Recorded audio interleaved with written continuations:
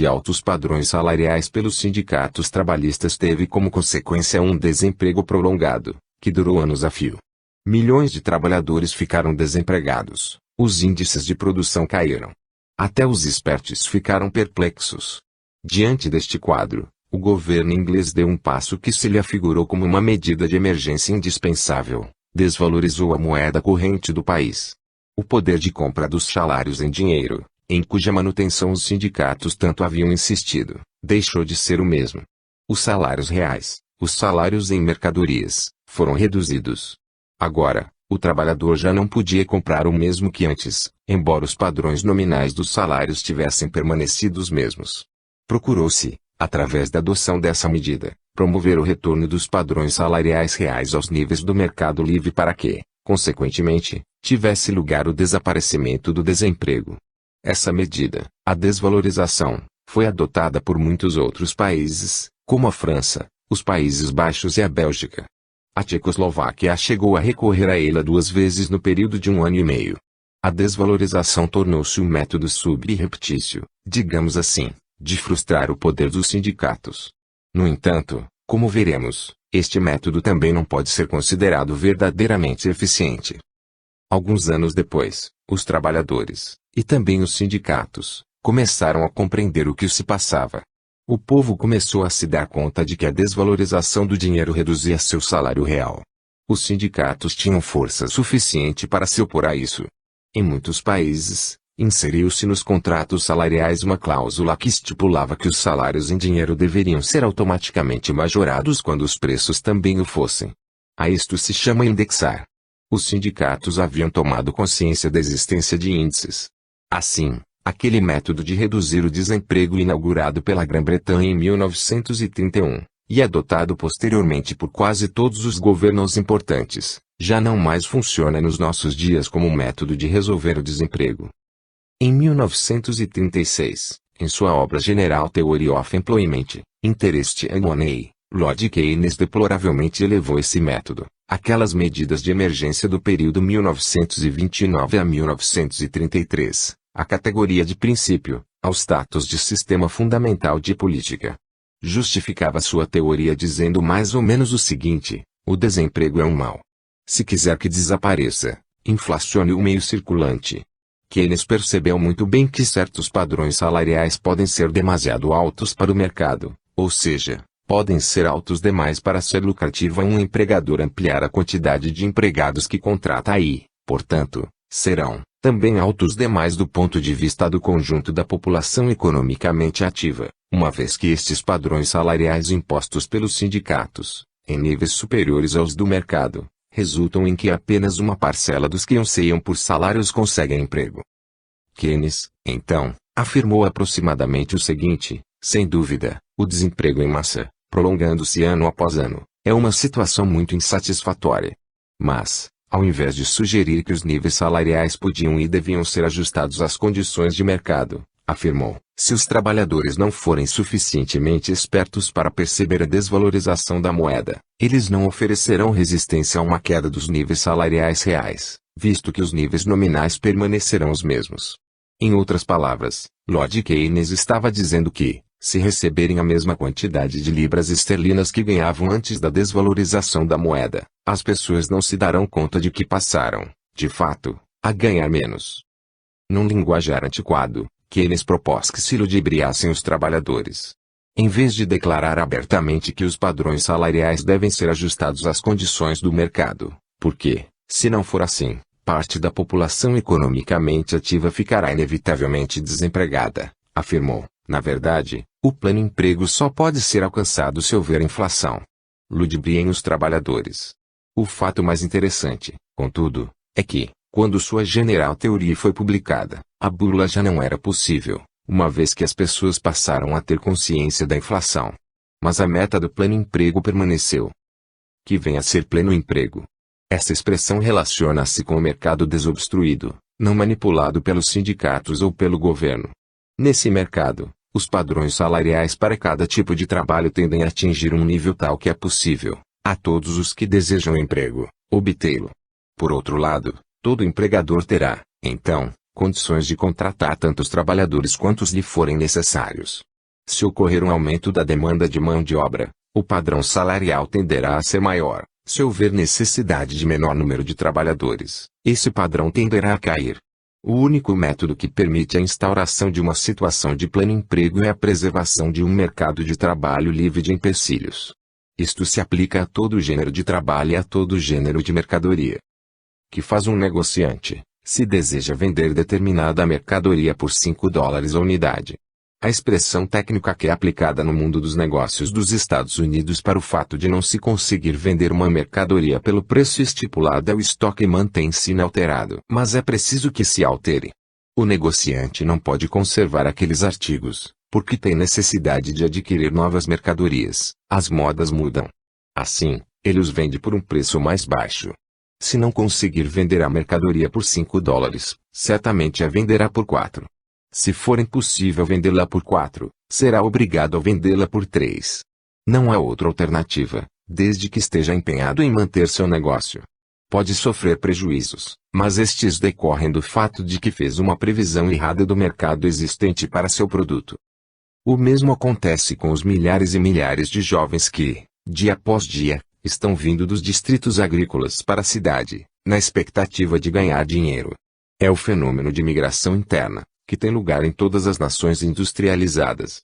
Nos Estados Unidos, eles vêm para a cidade com a certeza de que poderão ganhar, digamos, $100 por semana. Suas expectativas podem se frustrar. Então, aquele que não conseguiu um emprego que pagasse $100 por semana, ver-se-á obrigado a tentar conseguir algum que pague $90, $80, talvez até menos.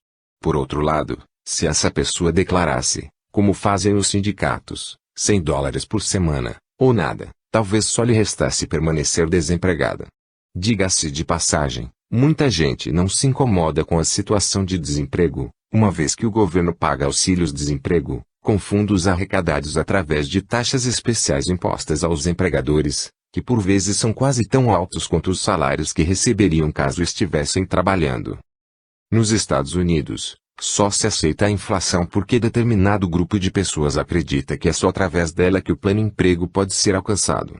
No entanto, ainda a este respeito, uma questão tem sido amplamente debatida: o que é preferível, um dinheiro lastreado com desemprego ou a inflação com pleno emprego? Trata-se, na verdade, de um círculo vicioso. Tentemos analisar o problema. Logo de início, deve-se colocar a seguinte questão: como podemos melhorar a situação dos trabalhadores e de todos os demais grupos da população? A resposta é, mantendo o mercado de trabalho livre de empecilhos e assim alcançando pleno emprego. Nosso dilema é, os padrões salariais devem ser determinados pelo mercado, ou devem ser definidos por pressão e compulsão sindical. Portanto, o cerne da questão não reside na alternativa inflação ou desemprego. Aliás, essa análise distorcida do problema vem sendo proposta na Inglaterra, nos países industrializados da Europa e até nos Estados Unidos. Há mesmo quem diga, vejam só, até os Estados Unidos estão recorrendo à inflação. Por que não deveríamos fazer o mesmo? A estes deveríamos responder em primeiro lugar, um dos privilégios do homem rico é a poder se dar ao luxo de ser insensato por muito mais tempo que o pobre. E é esta a situação dos Estados Unidos. A política financeira desse país é muito ruim, e está piorando. Mas certamente trata-se de um país capaz de arcar com os custos de sua insensatez por um prazo um pouco mais longo que o que seria tolerado por alguns outros países. O mais importante é lembrar que inflação não é um ato de Deus, que a inflação não é uma catástrofe da natureza ou uma doença que se alastra como a peste.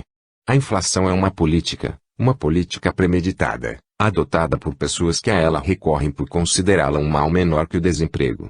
Mas o fato é que, a não ser em curtíssimo prazo, a inflação não cura o desemprego.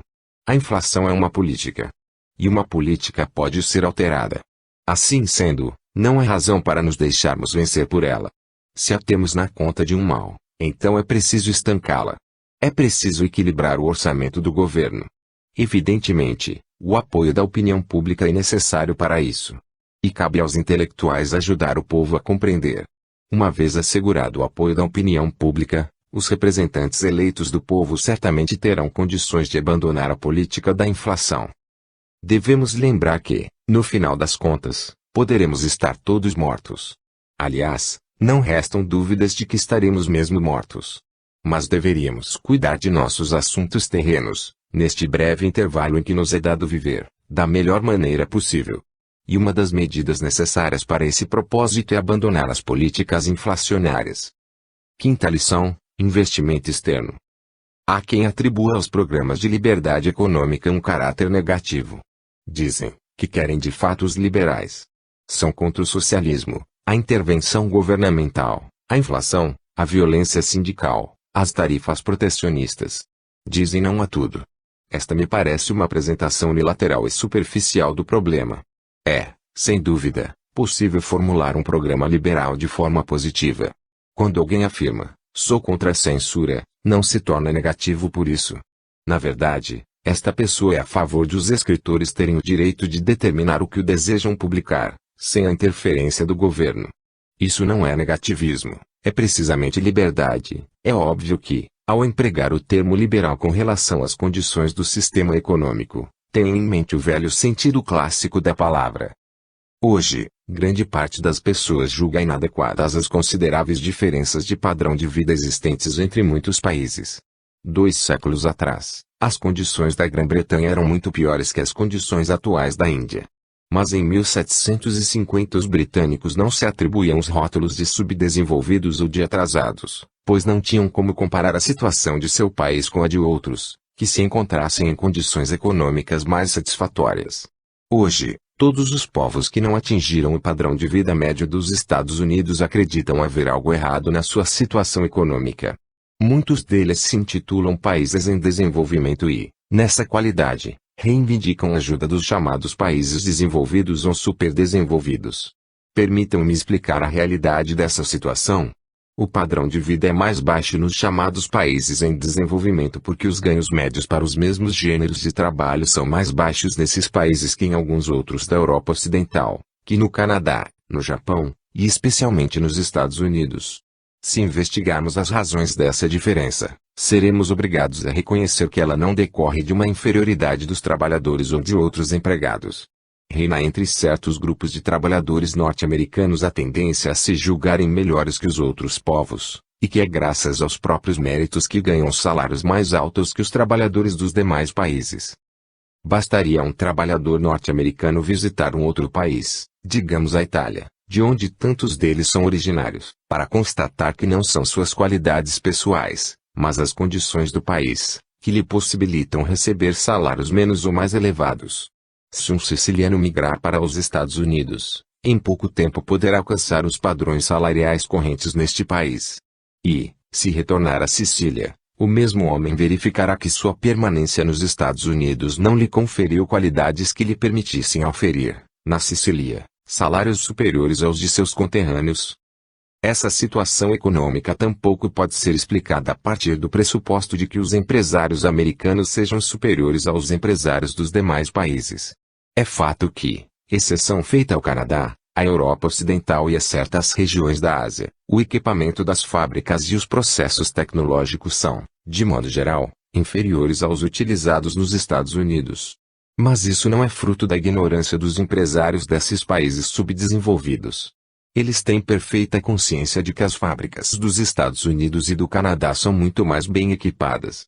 Muitos recebem informações apropriadas sobre tudo isso, uma vez que são obrigados a se manterem em dia com a tecnologia.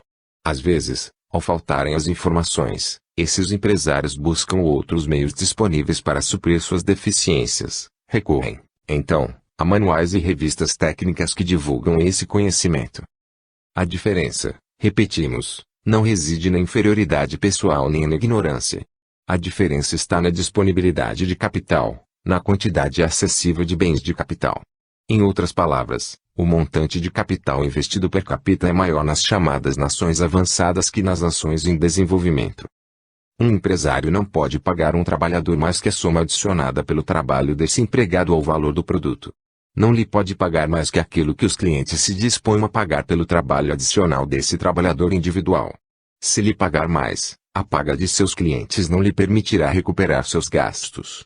Sofrerá prejuízos, e além disso, como já ressaltei várias vezes, e é do conhecimento geral, um negociante submetido a prejuízos é obrigado a mudar seus métodos de negociar.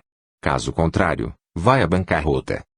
Os economistas dizem que os salários são determinados pela produtividade marginal da mão de obra. Esta afirmativa não é mais que outra formulação do que acabamos de expor. Não se pode negar o fato de que a escala salarial é determinada pelo montante em que o trabalho de um indivíduo aumenta o valor do produto. Dispondo de instrumentos de alta qualidade e eficiência, uma pessoa poderá realizar, em uma hora de trabalho, muito mais que outra que, também durante uma hora, trabalhe com instrumentos menos aperfeiçoados e menos eficientes. É óbvio que 100 homens que trabalhem numa fábrica de calçados nos Estados Unidos produzam muito mais, no mesmo prazo, que 100 sapateiros na Índia, obrigados a utilizar ferramentas antiquadas, num processo menos sofisticado. Os empregadores de todas essas nações em desenvolvimento estão perfeitamente conscientes de que melhores instrumentos tornariam suas empresas mais lucrativas. Certamente gostariam de poder não só aumentar o número de suas fábricas como também adquirir instrumentos mais modernos e sofisticados. O único empecilho é a escassez de capital. A diferença entre as nações mais desenvolvidas e as menos desenvolvidas se estabelece em função do tempo. Os ingleses começaram a poupar antes de todas as outras nações. Consequentemente, também começaram antes a acumular capital e a investi-lo em negócios.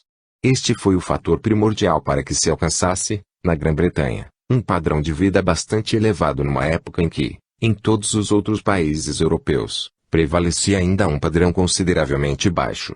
Gradualmente, todas as demais nações começaram a analisar o que ocorria na Grã-Bretanha e não lhes foi difícil descobrir a razão da riqueza desse país. Assim, puseram-se a imitar os métodos dos negociantes ingleses. De qualquer modo, o fato de outras nações só terem começado mais tarde seus investimentos e de os britânicos não terem parado de investir capital fez permanecer uma grande diferença entre as condições econômicas da Inglaterra e as desses outros países. Mas ocorreu algo que veio anular a superioridade da Grã-Bretanha. Aconteceu, então, o fato mais importante da história do século XIX e não me refiro apenas à história de um só país. Trata-se da expansão, no século XIX, do investimento externo. Em 1817, o grande economista inglês Ricardo ainda considerava ponto pacífico que só se poderia investir capital nos limites de um país. Não considerava a hipótese de os capitalistas virem a investir no estrangeiro. Mas, algumas décadas mais tarde, o investimento de capital no estrangeiro começou a desempenhar um papel de importância primordial no mundo dos negócios. Sem esse investimento de capital, as nações menos desenvolvidas que a Grã-Bretanha teriam sido obrigadas a iniciar seu desenvolvimento utilizando-se dos mesmos métodos e tecnologia usados pelos britânicos em princípio e meados do século XVIII. Seria preciso procurar imitá-los lentamente, passo a passo. E sempre se estaria muito aquém do nível tecnológico da economia britânica, de tudo que os britânicos já tinham realizado. Teriam sido necessárias muitas e muitas décadas para que esses países atingissem o padrão de desenvolvimento tecnológico alcançado, mais de um século antes, pela Grã-Bretanha. Assim, o investimento externo constituiu-se num fator preponderante de auxílio para que esses países iniciassem seu desenvolvimento. O investimento externo significava que capitalistas investiam capital britânico em outras partes do mundo. Primeiro, investiram-no naqueles países europeus que, do ponto de vista da Grã-Bretanha, se apresentavam como os mais carentes de capital e os mais atrasados em seu desenvolvimento. É do conhecimento de todos que as estradas de ferro da maioria dos países da Europa, e também as dos Estados Unidos, foram construídas com a ajuda do capital britânico. Aliás, o mesmo se passou aqui na Argentina. As companhias de gás, em todas as cidades da Europa, eram também britânicas. Em meados da década de 1870, um escritor e poeta inglês criticou seus compatriotas dizendo: os britânicos perderam o antigo vigor e já não têm uma só ideia nova. Deixaram de ser uma nação importante ou de vanguarda. A isto, Herbert Spencer, o eminente sociólogo, respondeu: olhe para a Europa continental. Todas as capitais europeias têm iluminação porque uma companhia britânica lhes fornece gás. Isso se passou, é claro, numa época que hoje se nos afigura como a época remota da iluminação a gás. Spencer disse ainda mais a esse crítico: você afirma que os alemães estão muito à frente da Grã-Bretanha. Olhe para a Alemanha, até mesmo Berlim, a capital do Reich alemão, a capital do Keist, ficaria às escuras se uma companhia britânica de gás não tivesse entrado no país e iluminado as ruas. Foi também o capital britânico que, Nos Estados Unidos, implantou as estradas de ferro e deu início a diversos ramos industriais. É evidente que, ao importar capital, o país passa a ter uma balança comercial que os economistas qualificam de desfavorável. Isso significa que suas importações excedem as exportações. A balança comercial favorável da Grã-Bretanha devia-se ao fato de que suas fábricas enviavam muitos tipos de equipamento para os Estados Unidos e tinham como pagamento simplesmente ações de companhias norte-americanas. Esse durante a Primeira e a Segunda Guerras Mundiais, bem como nas entreguerras e após elas, os empréstimos, os investimentos feitos na Europa, além do Lend-Lease, da ajuda externa, do Plano Marshall, dos alimentos enviados para outros países e de todos os demais subsídios. Friso isto porque não são poucos os que acreditam ser vergonhoso ou degradante ter capital estrangeiro operando em seu país. Devemos nos dar conta de que em todos os países, exceto a Inglaterra, o investimento de capital de origem estrangeira sempre desempenhou um papel da mais considerável importância para a implantação de indústrias modernas. Se afirmo que o investimento externo foi o maior acontecimento histórico do século XIX, faço no desejo de lembrar tudo aquilo que nem sequer existiria se não tivesse havido qualquer investimento externo. Todas as estradas de ferro, inúmeros portos, fábricas e minas da Ásia, o canal de Suez e muitas outras coisas no hemisfério ocidental não teriam sido construídos, não fosse o investimento externo. O investimento externo é feito na expectativa de que não será expropriado. Ninguém investiria coisa alguma se soubesse de antemão que seus investimentos seriam objeto de expropriação. No século XIX e no início do século XX, não se cogitava disso ao se aplicar no estrangeiro. Desde o princípio havia, por parte de alguns países, certa hostilidade em relação ao capital estrangeiro. No entanto, apesar da hostilidade, estes países, em sua maior parte, compreendiam muito bem que os investimentos externos lhe propiciavam imensas vantagens. Em alguns casos, os investimentos externos não eram destinados diretamente a capitalistas de outros países, realizavam-se indiretamente, através de empréstimos concedidos ao governo do país estrangeiro. Neste caso, era o governo que aplicava o dinheiro em investimentos. Foi este, por exemplo, o caso da Rússia. Por razões puramente políticas, os franceses investiram nesse país, nas 2 décadas que precederam a Primeira Guerra Mundial, cerca de 20 bilhões de francos de ouro, sobretudo na forma de empréstimos ao governo. Todos os grandes empreendimentos desse governo, como, por exemplo, a ferrovia que liga a Rússia, indo dos montes do Ural, através do gelo e da neve da Sibéria, até o Pacífico, foram realizados basicamente com capital estrangeiro emprestado ao governo russo. Como é fácil presumir, os franceses nem sequer imaginavam que, de um momento para outro, se implantaria um governo russo comunista que simplesmente declararia não pretender pagar os débitos contraídos por seus predecessores do governo czarista. A partir da Primeira Guerra Mundial, teve início um período de guerra declarada aos investimentos estrangeiros. Uma vez que não há qualquer medida capaz de impedir um governo de expropriar capital investido, praticamente inexiste proteção legal para os investimentos externos no mundo de hoje. Os capitalistas dos países exportadores de capital não previram isso. Se o tivessem feito, teriam sustado todos os investimentos externos há 40 ou 50 anos atrás. Na verdade, os capitalistas não acreditavam que algum país pudesse ser antiético o bastante para descumprir uma dívida, para expropriar e confiscar capital estrangeiro. Com este tipo de ação, inaugurou-se um novo capítulo na história econômica do mundo.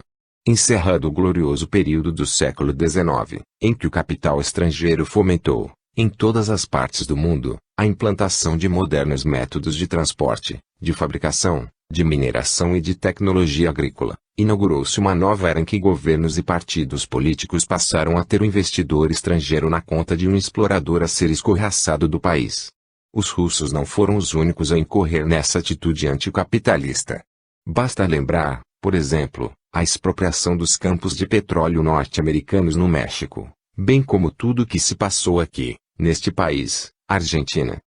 A situação no mundo de hoje, gerada pelo sistema de expropriação do capital estrangeiro, consiste ou na expropriação direta ou naquela realizada indiretamente, por meio do controle do câmbio exterior ou da discriminação de taxas. Este é sobretudo um problema de nações em desenvolvimento. Tomemos, por exemplo, a maior dessas nações, a Índia. Sob o sistema britânico, investiu-se, neste país, predominantemente capital britânico, embora também tenha havido investimentos de capital originário de outros países da Europa. Além disso, os britânicos exportaram para a Índia algo extremamente importante, que precisa ser mencionado neste contexto: exportaram métodos modernos de combate a doenças contagiosas. O resultado foi um extraordinário aumento da população do país que, por sua vez, gerou um terrível agravamento dos seus problemas. Ante essa situação cada vez mais grave, a Índia optou pela expropriação como meio de enfrentar suas dificuldades. Mas essa expropriação não foi sempre efetuada de maneira direta. A hostilização do governo aos capitalistas estrangeiros se mostrava nos empecilhos criados para seus investimentos. Como consequência, só restava aos capitalistas liquidarem seus negócios. A Índia podia, é óbvio, obter capital por um outro método, o da acumulação interna. Mas trata-se de um país tão hostil à acumulação interna de capital quanto aos capitalistas estrangeiros. O governo indiano declara pretender industrializar o país, mas o que de fato tem em mente é instituir empresas socialistas. Alguns anos atrás, o famoso estadista Jawaharlal Nehru publicou uma coletânea de discursos. O livro foi lançado no intuito de tornar os investimentos estrangeiros na Índia mais atraentes. O governo indiano não é contrário ao capital estrangeiro antes que este seja investido. A hostilidade só começa quando já está investido. Nesse livro, cito literalmente, o Sr. Nehru diz: desejamos, é claro, socializar. Mas não somos contrários à iniciativa privada. Desejamos encorajar de todas as maneiras a iniciativa privada. Queremos afiançar aos empresários que investem no país que não os expropriaremos ou os socializaremos num prazo de 10 anos, talvez até por mais tempo. E ele supunha estar fazendo um convite estimulante. No entanto, o problema real, como sabem todos aqui presentes, está na acumulação interna de capital. Em todos os países, são extremamente altos os impostos que, hoje, pesam sobre as companhias. Na verdade, elas sofrem uma dupla tributação. Além de haver uma severa taxação sobre seus lucros, há, ainda, outra taxação sobre os dividendos que pagam aos acionistas. E esta tributação é feita de maneira progressiva. A tributação progressiva da renda e dos lucros tem como resultado o fato de que precisamente aquelas parcelas da renda que se tenderia a poupar e a investir são consumidas no pagamento de tributos. Tomemos o exemplo dos Estados Unidos. Há alguns anos, havia um imposto sobre excesso de lucros. De cada dólar ganho, a companhia retinha apenas 18 centavos de dólar. Quando esses 18 centavos eram pagos aos acionistas, aqueles que possuíam um grande número de ações tinham de pagar, sobre essa cota, como imposto, um percentual de 16, 18 ou até mais. Assim, de $1 de lucro, os acionistas retinham cerca de 7 centavos de dólar, ficando o governo com os 93 restantes. A maior parte desses 93% que, nas mãos do acionista, teria sido economizada e investida, é utilizada pelo governo nas despesas comuns. É esta a política dos Estados Unidos. Espero ter deixado claro que a política dos Estados Unidos não é um exemplo a ser imitado por outros países. Quero apenas ressalvar que um país rico tem mais condições de suportar mais políticas que um país pobre. Nos Estados Unidos, a despeito desses métodos de tributação, ainda se verifica, todos os anos, alguma acumulação adicional de capital que reverte em investimentos. Permanece ainda, consequentemente, uma tendência à elevação do padrão de vida. Mas em muitos outros países o problema é extremamente mais crítico. Além de não haver, ou de não haver em volume suficiente, poupança interna, o investimento de capital oriundo do estrangeiro é severamente reduzido em decorrência da franca hostilidade existente em relação ao investimento externo. Como podem estes países falar de industrialização, da necessidade de criar novas fábricas, de atingir melhores condições econômicas, de elevação do padrão de vida, de obtenção de padrões salariais mais elevados, de implantar melhores meios de transporte, se adotam uma prática que terá exatamente o efeito oposto? O que suas políticas fazem efetivamente, quando criam obstáculos ao ingresso do capital estrangeiro, é impedir ou retardar a acumulação interna de capital. O resultado final é, certamente, extremamente negativo. Como não podia deixar de ser, decorre de tudo isto uma acentuada perda de confiança. Existe hoje, no mundo todo, um crescente descrédito na viabilidade de se investir no exterior. Ainda que os países interessados em conseguir novos capitais se empenhassem em mudar imediatamente suas políticas e fizessem toda sorte de promessas, é muito duvidoso que pudessem, mais uma vez, estimular os capitalistas estrangeiros a neles investirem. É evidente que existem métodos para evitar que as coisas cheguem a este ponto. Uma medida possível seria o estabelecimento de alguns estatutos internacionais, e não somente de acordos, que retirassem os investimentos externos da jurisdição nacional. Isto poderia ser feito por intermédio das Nações Unidas. Mas a ONU não passa de um lugar de encontro para discussões inócuas. Tendo em vista a enorme importância do investimento externo, percebendo com clareza que só ele pode trazer melhorias para as condições políticas e econômicas do mundo, precisamos tentar fazer algo em termos de legislação internacional.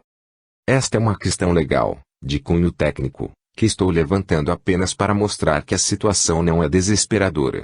Se o mundo quiser efetivamente tornar possível que os países em desenvolvimento elevem seu padrão de vida, chegando a um estilo de vida americano, isso poderá ser feito. É necessário apenas compreender como. Uma única coisa falta para tornar os países em desenvolvimento tão prósperos quanto os Estados Unidos: capital. No entanto, é imprescindível que haja liberdade para empregá-los sob a disciplina do mercado, não sob a do governo. É preciso que estas nações acumulem capital interno e viabilizem o ingresso do capital estrangeiro. No entanto, faz-se necessário frisar, mais uma vez, que o desenvolvimento da poupança interna só tem lugar quando as camadas populares se sentem respaldadas por um sistema econômico que propicie a existência de uma unidade monetária estável. Em outras palavras, não se pode admitir nenhuma modalidade de inflação. Grande parte do capital empregado nas empresas norte-americanas é de propriedade dos próprios trabalhadores e de outras pessoas de recursos modestos. Bilhões e bilhões de depósitos de poupança, títulos e apólices de seguro operam nessas empresas. Hoje, no mercado monetário dos Estados Unidos, os maiores emprestadores de dinheiro já não são os bancos, mas as companhias seguradoras. E, do ponto de vista econômico, e não do legal, o dinheiro das seguradoras é propriedade do segurado.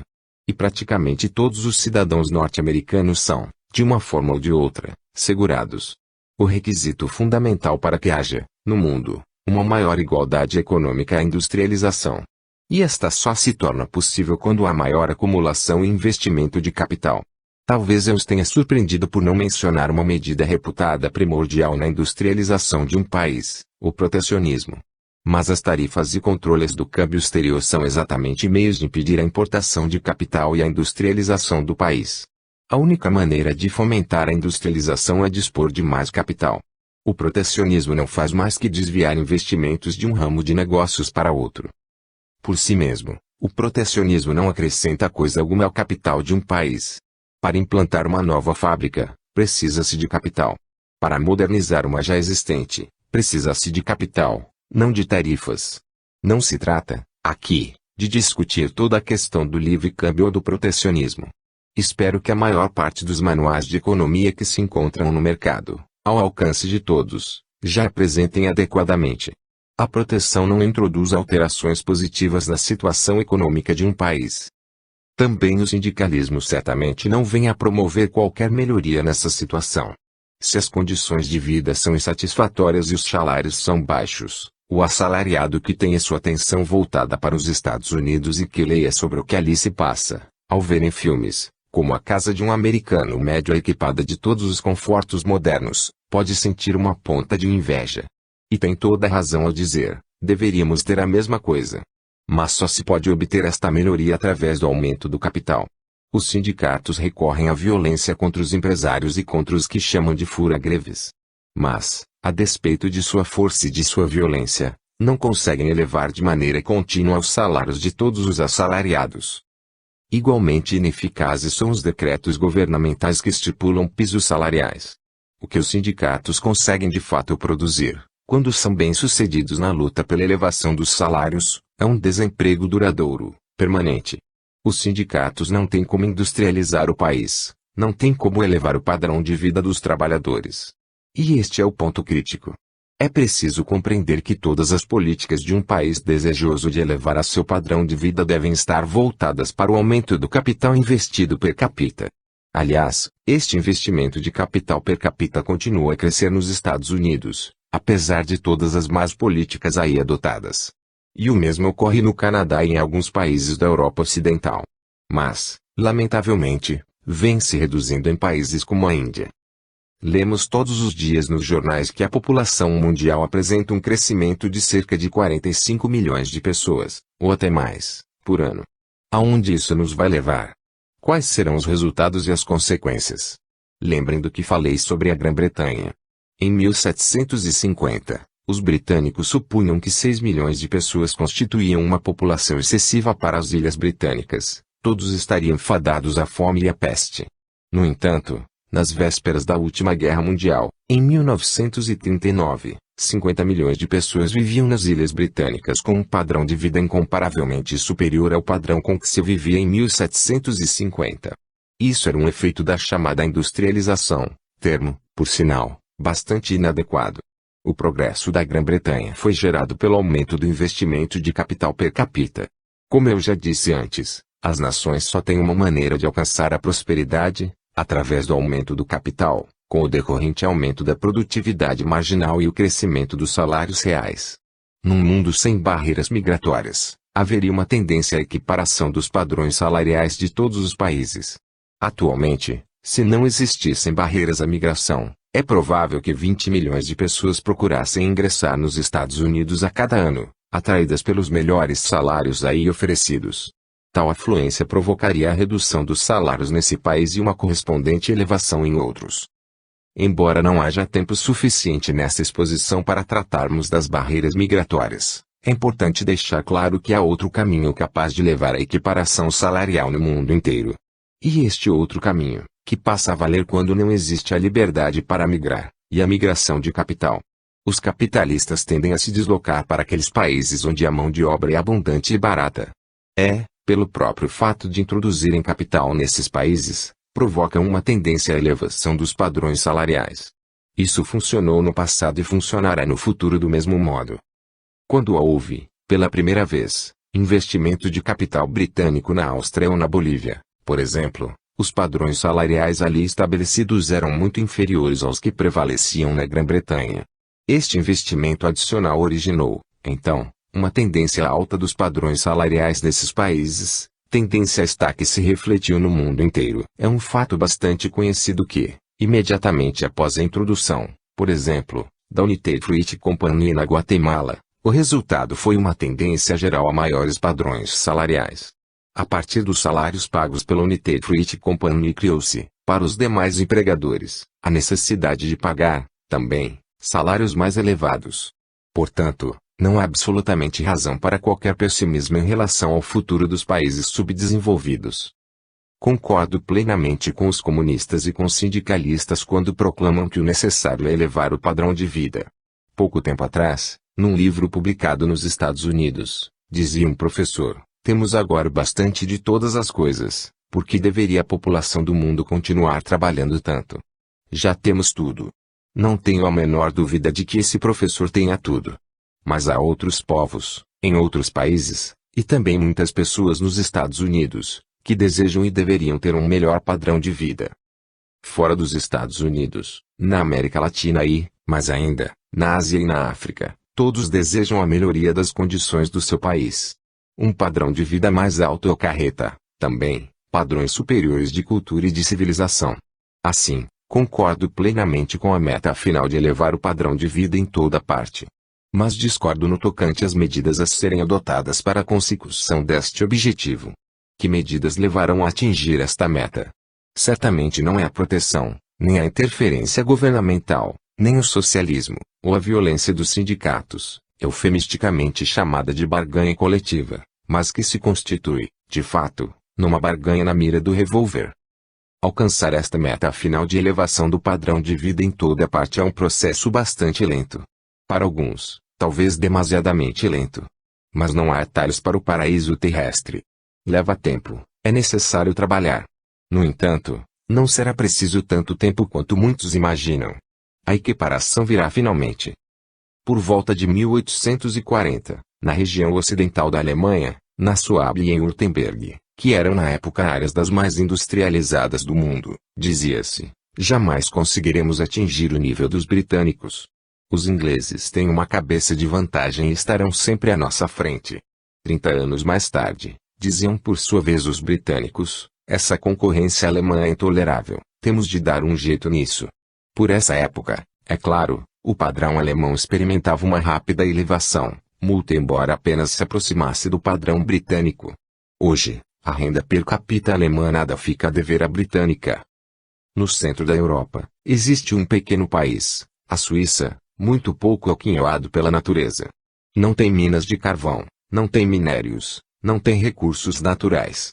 Mas, ao longo de séculos, seu povo praticou uma política capitalista e erigiu o mais elevado padrão de vida da Europa continental.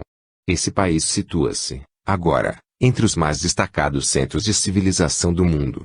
Não vejo por que um país como a Argentina, muito maior que a Suíça, tanto em população quanto em extensão territorial, não poderia alcançar o mesmo elevado padrão de vida ao cabo de alguns anos de boas políticas.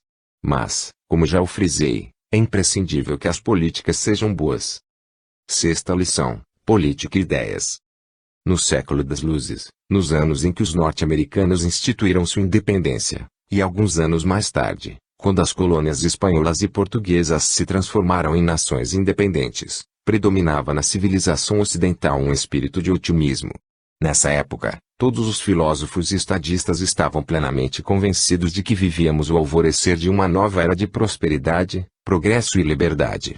Alimentava-se naqueles dias a esperança de que as novas instituições políticas, os governos representativos constitucionais estabelecidos nas nações livres da Europa e da América, atuariam de forma muito benéfica, e que a liberdade econômica promoveria a permanente melhoria das condições materiais da humanidade. Sabemos perfeitamente que algumas dessas expectativas eram demasiado otimistas. Não há dúvida de que experimentamos, nos séculos XIX e XX, um progresso sem precedentes das condições econômicas, progresso este que tornou possível a uma população muito maior viver num padrão de vida muito superior ao de épocas anteriores. Mas sabemos, também, que muitas das esperanças dos filósofos do século XVIII foram atrozmente estilhaçadas, esperanças de que não haveria mais guerras e de que as revoluções se tornariam desnecessárias. Essas esperanças não se concretizaram. Durante o século XIX, houve um período em que as guerras diminuíram, tanto em número quanto em gravidade. Mas o século XX trouxe um ressurgimento do espírito belicoso, e temos boas razões para dizer que talvez ainda não tenhamos chegado ao fim das provações que a humanidade deverá atravessar. O sistema constitucional introduzido em fins do século XVIII e início do XIX frustrou a humanidade. A maioria das pessoas, e dos autores, que tratou desse problema parece pensar que não houve relação entre os aspectos político e econômico do problema. Tende-se, por conseguinte, a considerar o fenômeno da deterioração do parlamentarismo, governo exercido pelos representantes do povo, como se fosse um fenômeno desvinculado da situação econômica e das concepções econômicas que determinam as atividades das pessoas. Essa independência, no entanto, não existe. O homem não é um ser que tenha, por um lado, uma dimensão econômica e, por outro, uma dimensão política, dissociadas uma da outra. Na verdade, aquilo a que comumente se dá o nome de deterioração da liberdade, do governo constitucional e das instituições representativas, nada mais é que a consequência da mudança radical das ideias políticas e econômicas. Os eventos políticos são a consequência inevitável da mudança das políticas econômicas. As ideias que nortearam os estadistas, filósofos e juristas que, no século XVIII e princípio do século XIX, elaboraram os fundamentos do novo sistema político, partiam do pressuposto de que, numa nação, todos os cidadãos honestos têm uma mesma meta final. Essa meta final na qual todos os homens decentes se deveriam empenhar é o bem-estar de toda a nação, assim como das demais nações. Aqueles líderes morais e políticos estavam, portanto, firmemente convencidos de que uma nação livre não está interessada em conquista. Julgavam a luta partidária algo simplesmente natural, uma vez que lhes parecia totalmente normal a existência de diferenças de opinião no tocante à melhor maneira de se conduzirem os negócios do Estado. As pessoas que tinham ideias semelhantes acerca de um problema cooperavam, e a essa cooperação dava-se o nome de partido. Por outro lado, a estrutura partidária não era permanente, Não se baseava na posição ocupada pelos indivíduos no conjunto da estrutura social e podia sofrer alterações, caso as pessoas se dessem conta de que sua posição original fundamentara-se em pressupostos errôneos, ou em ideias equivocadas. Desse ponto de vista, muitos consideravam as discussões desenroladas nas campanhas eleitorais e, posteriormente, nas assembleias legislativas, um importante fator político. Não concebiam os discursos dos membros de um congresso como meros pronunciamentos que anunciavam ao mundo as aspirações de um partido político. Viam-nos como tentativas de convencer os grupos adversários de que as ideias apresentadas pelo orador eram mais corretas, mais propícias ao bem comum que outras ideias antes apresentadas. Discursos políticos, editoriais em jornais, folhetos e livros eram escritos no intuito de persuadir. Não havia por que acreditar ser impossível para alguém convencer a maioria da absoluta correção das próprias ideias, desde que estas fossem bem fundamentadas. Foi nessa perspectiva que as normas constitucionais foram formuladas nos órgãos legislativos do princípio do século XIX. No entanto, partia-se do pressuposto de que o governo não iria interferir nas condições econômicas do mercado. Era preciso, também, que todos os cidadãos tivessem um único objetivo político, o bem-estar de todo o país e de toda a nação. E foi precisamente essa filosofia social e econômica que o intervencionismo veio a suplantar, gerando uma filosofia totalmente diversa. Segundo as concepções intervencionistas, é dever do governo apoiar, subsidiar, conceder privilégios a grupos especiais. O estadista do século XVIII pensava que os legisladores tinham ideias específicas sobre o bem comum. Hoje, entretanto, constatamos, na realidade da vida política, praticamente na de todos os países do mundo onde não vigora simplesmente uma ditadura comunista, uma situação em que já não existem partidos políticos autênticos, no velho sentido clássico, mas tão somente grupos de pressão. Um grupo de pressão é um grupo de pessoas desejoso de obter um privilégio à custa do restante da nação. Esse privilégio pode consistir numa tarifa sobre importações competitivas, pode consistir em leis que impeçam a concorrência de outros. Seja como for, confere aos membros de um grupo uma posição especial. Dá-lhes algo que é negado, ou deve ser negado, segundo os desígnios do grupo de pressão, a outros grupos. Nos Estados Unidos, o sistema bipartidário dos velhos tempos aparentemente ainda se conserva. Mas isso é apenas uma camuflagem da situação real. Na verdade, a vida política desse país, bem como a de todos os demais, é determinada pela luta e pelas aspirações de grupos de pressão.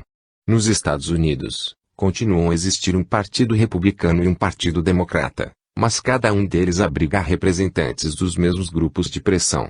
Estes representantes estão mais interessados em cooperar com outros representantes do mesmo grupo, mesmo que sejam filiados ao partido adversário, que com os esforços dos próprios companheiros de partido. Assim, por exemplo, se conversarmos nos Estados Unidos com pessoas que efetivamente conheçam as atividades do Congresso, elas nos dirão: tal político, tal membro do Congresso representa os interesses dos grupos ligados à prata. Ou dirão que tal outro político representa os plantadores de trigo. Como é óbvio, cada um desses grupos de pressão constitui, necessariamente, uma minoria. Num sistema baseado na divisão do trabalho, todo grupo especial que almeja privilégios não pode deixar de ser uma minoria.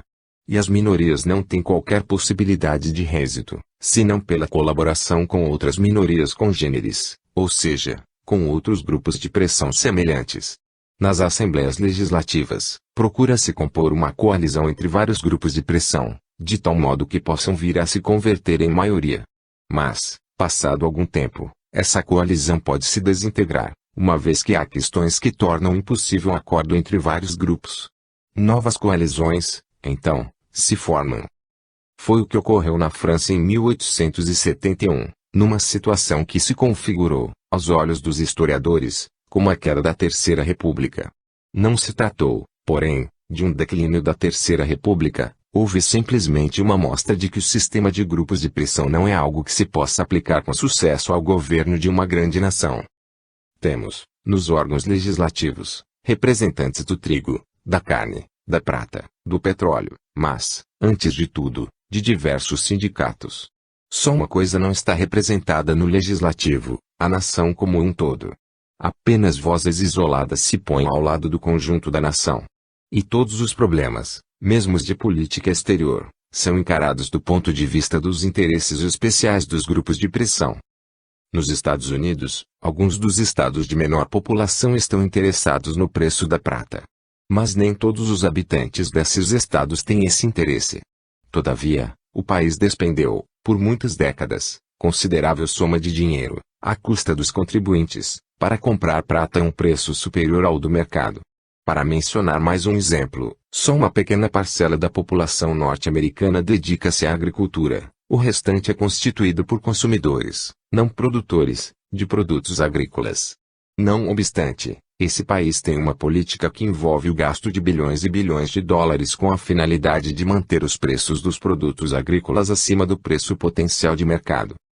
Não se pode dizer que esta é uma política de favorecimento de uma pequena minoria, visto que esses interesses agrícolas não são uniformes. Os que se dedicam à produção de leite não estão interessados num alto preço para os cereais, ao contrário, prefeririam que esse produto fosse mais barato. Um criador de galinhas desejaria um preço mais baixo para a ração que compra. Há muitos interesses específicos incompatíveis no interior desse grupo, por pequeno que o seja. E apesar de tudo, uma hábil diplomacia cria condições que permitem a pequenos grupos obterem privilégios às expensas da maioria. Uma situação especialmente interessante nos Estados Unidos relaciona-se ao açúcar. Talvez apenas um dentre 500 norte-americanos esteja interessado num preço mais alto para o açúcar. Provavelmente os outros 499 querem um preço mais baixo.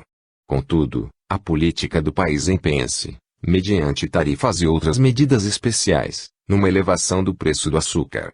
Essa política não prejudica somente os interesses dos 499 que são consumidores de açúcar, gera também um gravíssimo problema de política exterior. O objetivo da política exterior norte-americana é a cooperação com todas as demais repúblicas. Ora, algumas delas têm interesse em vender açúcar aos Estados Unidos e desejariam vendê-lo em maiores quantidades. Este exemplo ilustra como os interesses dos grupos de pressão são capazes de determinar até mesmo a política exterior de uma nação. Ao longo de anos, em todas as partes do mundo, se tem escrito sobre democracia, sobre o governo popular representativo. Esses textos trazem queixas das deficiências do regime, mas a democracia que criticam é apenas aquela em que o intervencionismo é a política que rege o país. Hoje, poderíamos ouvir as seguintes palavras: no princípio do século XIX, nos parlamentos da França, Inglaterra, Estados Unidos e outras nações, faziam-se pronunciamentos sobre os grandes problemas da humanidade. Lutava-se contra a tirania, pela liberdade, pela cooperação com todas as outras nações livres. Mas hoje somos mais práticos no parlamento. Não há dúvida de que somos mais práticos. Hoje não se fala sobre liberdade, fala-se sobre a majoração do preço do amendoim. Se isso é ser prático, então é óbvio que os parlamentos mudaram consideravelmente, mas não para o melhor. Essas mudanças políticas, fruto do intervencionismo, reduziram consideravelmente o poder que têm as nações e os representantes para resistir às aspirações de ditadores e às ações de tiranos. Há representantes em órgãos legislativos exclusivamente interessados em satisfazer eleitores que desejam, por exemplo, um preço alto para o açúcar, para o leite e para a manteiga, e um preço baixo para o trigo, subsidiado pelo governo. Estes parlamentares nunca poderão representar verdadeiramente o povo, jamais lhes será possível representar a totalidade de seu eleitorado. Os eleitores favoráveis a esses privilégios não levam em conta que há também outros eleitores, com posições totalmente divergentes, que, tendo pretensões diametralmente opostas, não permitem que seus representantes tenham um êxito absoluto. Acresce que este sistema, além de, por um lado, trazer um constante aumento dos gastos públicos, dificulta, por outro, o estabelecimento de impostos. Esses representantes dos grupos de pressão almejam muitos privilégios especiais para seus respectivos grupos, mas não desejam onerar suas bases de sustentação política com uma carga tributária demasiado pesada. Não era a ideia dos fundadores do moderno governo constitucional, no século XVIII, que um legislador devesse representar não um conjunto da nação, mas apenas os interesses específicos do distrito em que fora eleito. Essa foi, aliás, uma das consequências do intervencionismo. Segundo a concepção original, cada membro do parlamento deveria representar toda a nação. Era eleito em determinado distrito somente porque ali era bem conhecido, sendo escolhido por pessoas que nele confiavam.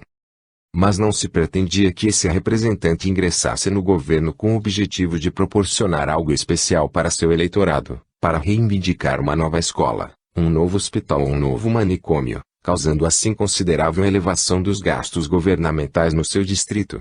Os grupos políticos de pressão permitem entender por que é quase impossível, a quase todos os governos, deter a inflação.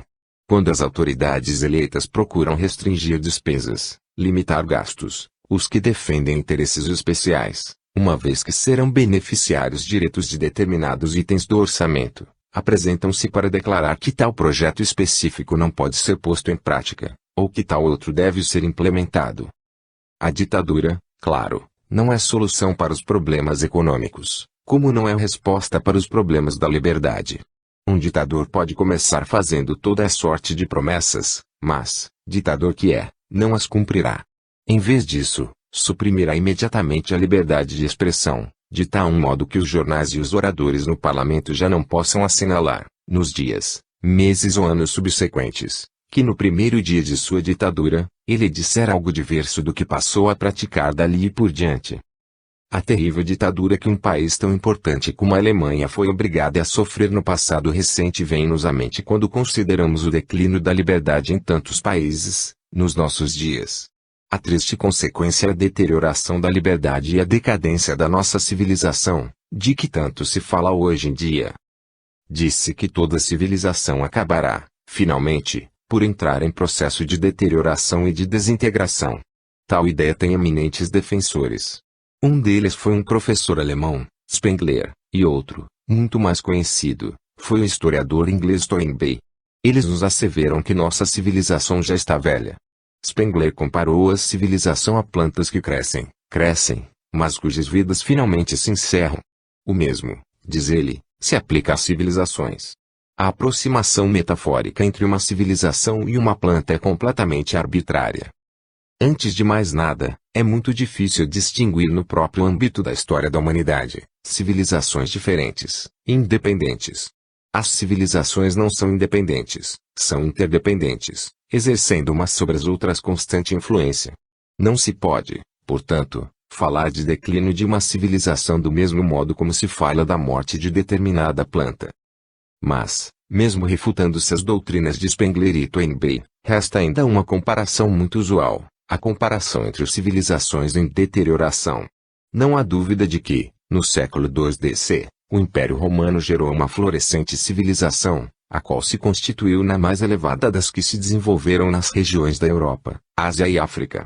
Houve concomitantemente elevadíssima civilização econômica, baseada num certo grau de divisão do trabalho. Embora esta civilização econômica possa parecer extremamente primitiva quando comparada às condições atuais, ela teve características certamente notáveis. Alcançou o mais alto grau de divisão do trabalho jamais atingido até o advento do capitalismo moderno. Não é menos verdade que essa civilização se deteriorou, sobretudo no século III. E foi esta desintegração no seio de seu império que tornou impossível aos romanos resistirem à agressão externa. Embora esta agressão não fosse pior que outras muitas vezes repelidas nos séculos precedentes, os romanos já não tiveram condições de lhe opor resistência, desgastados que estavam pelo que se passara no interior do seu império. Que acontecera? Qual teria sido o problema? Qual poderia ter sido a causa de desintegração de um império que, sob todos os aspectos, construíra uma civilização sem outra que se lhe igualasse até o século XVIII?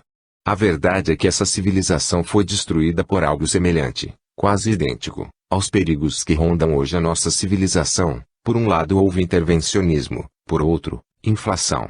O intervencionismo no Império Romano consistia no fato de que, seguindo o modelo político dos seus predecessores gregos, os romanos impunham o controle dos preços. Era um controle brando, praticamente sem consequências, porque, durante séculos, não se procurou reduzir os preços a um nível abaixo de seu nível de mercado.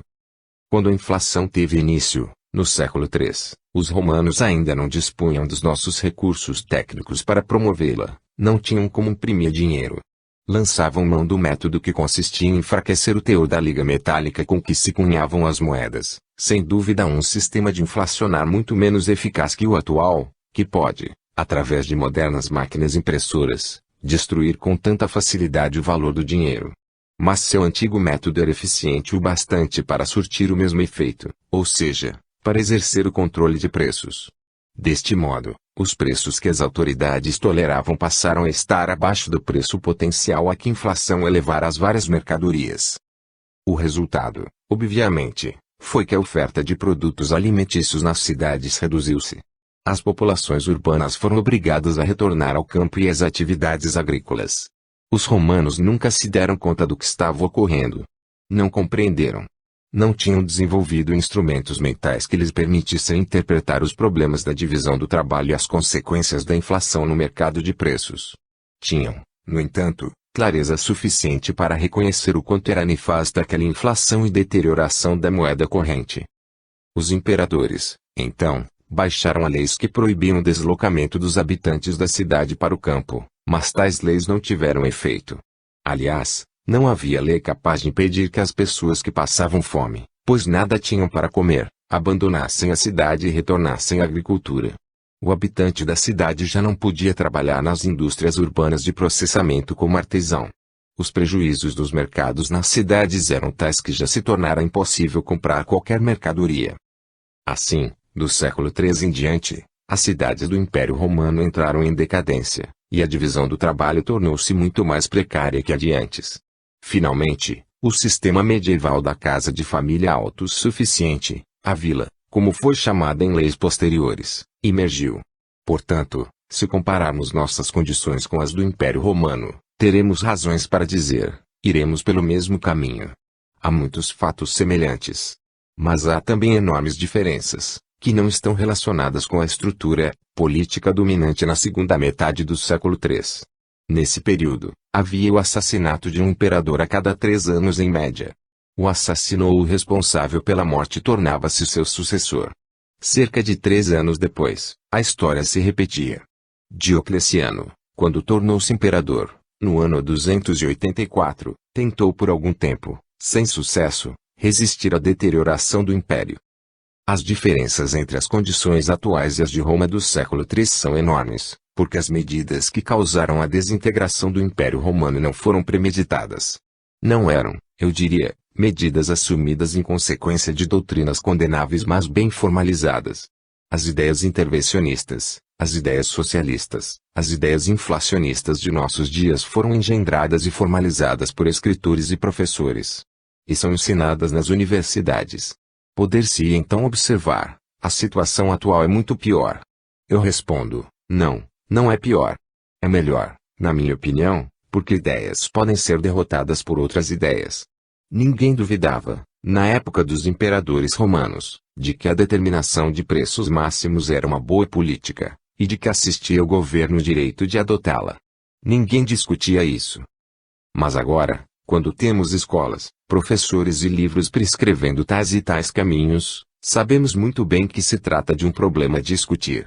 Todas essas ideias nefastas que hoje nos afligem, que tornaram nossas políticas tão nocivas, foram elaboradas por técnicos do meio acadêmico. Um famoso autor espanhol falou a respeito da revolta das massas. Devemos ser muito cuidadosos no uso desse termo, porque essa revolta não foi feita pelas massas, foi feita pelos intelectuais, que, não sendo homens do povo, elaboraram doutrinas. Segundo a doutrina marxista, só os proletários têm boas ideias, e a mente proletária, sozinha, engendrou o socialismo. Todos esses autores socialistas, sem exceção, eram burgueses, no sentido em que eles próprios, socialistas, usam o termo. Karl Marx não teve origem proletária. Era filho de um advogado. Não precisou trabalhar para chegar à universidade. Fez seus estudos superiores do mesmo modo como fazem hoje os filhos das famílias abastadas. Mais tarde, e pelo resto de sua vida, foi sustentado pelo amigo Friedrich Engels, que, sendo um industrial, era do pior tipo burguês, segundo as ideias socialistas. Na linguagem do marxismo, era um explorador. Tudo o que ocorre na sociedade de nossos dias é fruto de ideias, sejam elas boas, sejam elas más. Faz-se necessário combater as más ideias. Devemos lutar contra tudo o que não é bom na vida pública. Devemos substituir as ideias errôneas por outras melhores. Devemos refutar as doutrinas que promovem a violência sindical. É nosso dever lutar contra o confisco da propriedade, o controle de preços, a inflação e contra tantos outros males que nos assolam. Ideias, e somente ideias, podem iluminar a escuridão. As boas ideias devem ser levadas às pessoas de tal modo que elas se convençam de que essas ideias são as corretas, e saibam quais são as errôneas. No glorioso período do século XIX, as notáveis realizações do capitalismo foram fruto das ideias dos economistas clássicos, de Adam Smith e Davi Ricardo, de Bastiat e outros. Precisamos, apenas, substituir mais ideias por ideias melhores. A geração vindoura conseguirá fazer isso. Não apenas espero que assim seja, tenho mesmo muita confiança neste futuro. Nossa civilização não está condenada, malgrado o que dizem Spengler e Toynbee. Nossa civilização sobreviverá, e deve sobreviver. E sobreviverá respaldada em ideias melhores que aquelas que hoje governam a maior parte do mundo, ideias que serão engendradas pela nova geração. Já considero um ótimo sinal o simples fato de hoje estar aqui, nesta grande cidade que é Buenos Aires, a convite deste centro, falando sobre a livre economia. Há 50 anos atrás, ninguém no mundo ousava dizer uma palavra sequer em favor de uma economia livre. Hoje, em alguns dos países mais avançados do mundo, já temos instituições que são centros para a propagação destas ideias. Infelizmente, não me foi possível dizer muito sobre essas questões tão importantes. 6 palestras podem ser excessivas para um auditório, mas não são bastantes quando se quer expor toda a filosofia que embasa o sistema de livre economia. Por outro lado, certamente não são bastantes para que se possa refutar tudo que de insensato vem sendo escrito, nos últimos 50 anos, acerca dos problemas econômicos de que estamos tratando. Estou muito agradecido a este centro pela oportunidade de me dirigir a tão distinta plateia e espero que, dentro de alguns anos, o número dos defensores das ideias em prol da liberdade tenha crescido consideravelmente, neste e em outros países. Quanto a mim, tenho plena confiança no futuro da liberdade, tanto política quanto econômica.